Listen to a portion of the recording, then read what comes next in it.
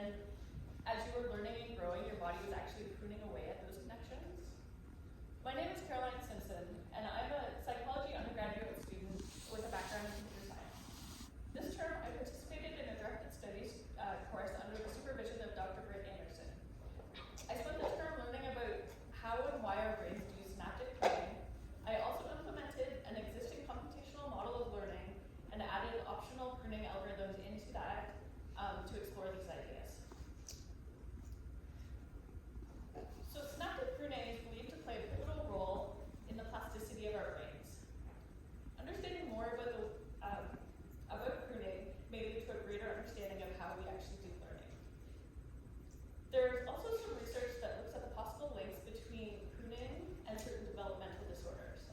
So Tang and their colleagues theorized that the cognitive dysfunctions associated with autism may be related to under-pruning during childhood. Conversely, schizophrenia has been theorized to be a disorder of over-pruning. And recent research into synaptic loss in Alzheimer's also points at the possibility of unusual pruning behavior possibly related to the immune system. So understanding how and why our brains perform synaptic pruning could also lead to advances in therapeutic interventions.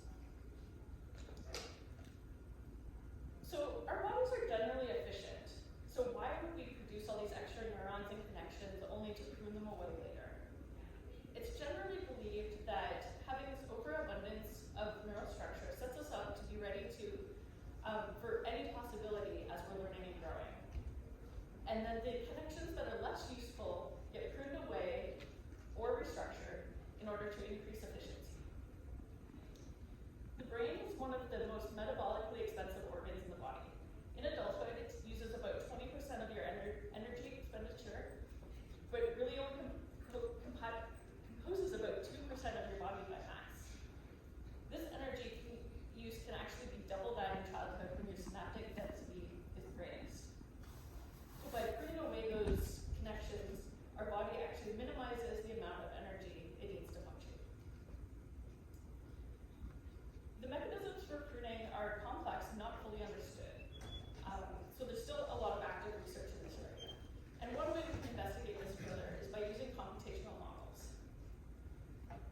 By building these models, it allows researchers to explore and experiment in ways that isn't necessarily possible with human subjects, allowing us to gain a deeper understanding of human cognition. Neural networks are computational models that are loosely inspired by our biological brains. There's many different algorithms and designs, and they focus on different areas of how we think the brain works. Some are more closely related to biology, and some are more conceptual similarities. The basic idea is that you have some neurons in the network, and they have values, and then you have some connections between them, and they have weights. And then these weighted values are used to compute an output value. And during training, the weights are adjusted in order to try to reduce error in the network. The particular neural network that we use was called the CascadeCorrelation network, or CascadeCorrelation for short. It's a feed-forward network, meaning that information only flows one way in the network. So it starts at the inputs, moves through any hidden nodes, and then goes to the outputs. Two of the most interesting aspects of this network are that it, one, can learn really quickly, and two, its structure actually develops over time to the optimal size and shape. So in many networks, the programmer actually has to fiddle with a bunch of parameters up front and decide like how many hidden neurons you're going to have in order to try and solve the problem. This network actually avoids that. So catastrophic forgetting is a problem that other networks often developed. This happens when a network forgets everything it has previously known when you try to teach it something new, which is obviously not what happens in the human brain. So CascadeCorrelation avoids this by freezing the weights when you add a new hidden network into the active network. And then another problem that can happen in neural networks often is overfitting. And this happens when a network is really good at the problem that you gave it to train on, but then doesn't know how to do anything else. So CascadeCorrelation is actually very prone to this because of that same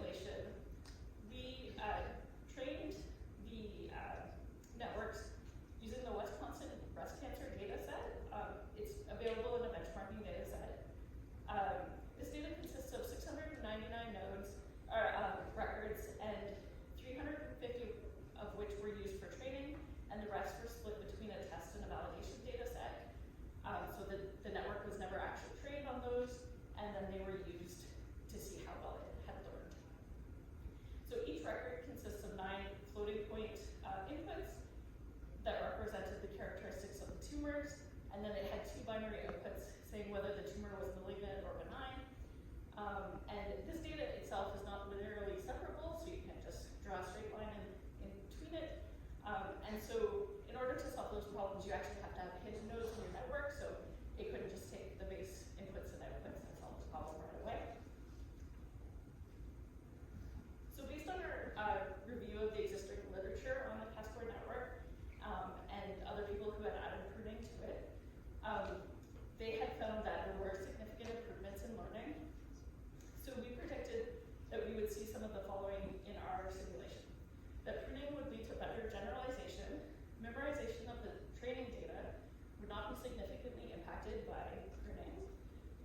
Prune networks would contain fewer hidden nodes on average, and the prune networks would then take longer to train, and that in general that the OBD-inspired pruning algorithm would be better than the naive pruning algorithm at meeting these predictions. So based on our initial analysis, it appears that pruning actually does reduce overfitting and allows for better generalization. So there's a small, very small, but significant difference in the percentage correct in the validation and the test data sets when looking at the OBD-inspired algorithm versus the naive or standard CascadeCorrelation algorithm. So it also had, contrary to our predictions, it was worse at memorizing the training data set in the OBD training network. So it was less consistent. There was more networks that were very poorly trained than in the standard method, and it also was worse at classifying the training data. So it wasn't able to solve it all of the time. But understanding exactly why this is happening will require further investigation.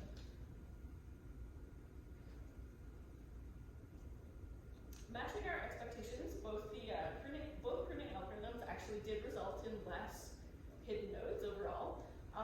So the naive algorithm was very close to the standard algorithm in the number of nodes, but there was a greater range, and the OBD was significantly less hidden nodes required to solve the same problem.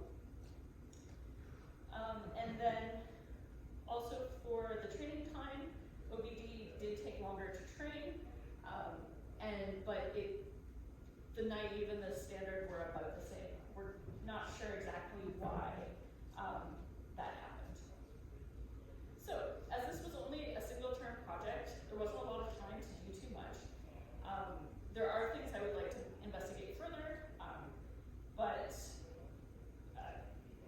a lot of the more interesting things are